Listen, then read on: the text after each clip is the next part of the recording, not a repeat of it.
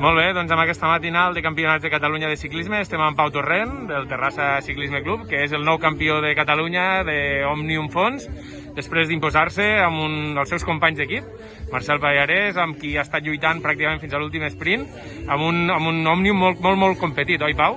Doncs sí, la veritat és que estàvem bastant empatats de punts amb la classificació de l'eliminació i l'escratx, i la puntuació seria la que ho decidiria, i tot i així hem arribat fins a l'últim sprint, no sabia qui seria el guanyador, finalment m'he imposat a l'últim sprint i d'aquesta manera he pogut guanyar l'Òmnium.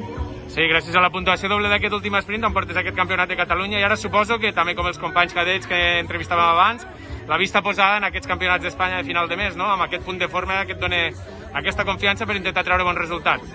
Exactament, ara el pròxim objectiu ja de la pista són els campionats d'Espanya, on intentarem revalidar el títol que tenim de campió d'Espanya d'escratx, veiem si és possible, però ho donarem tot. Doncs molt bé, moltes gràcies Pau i que hi hagi molta sort. Gràcies a tu.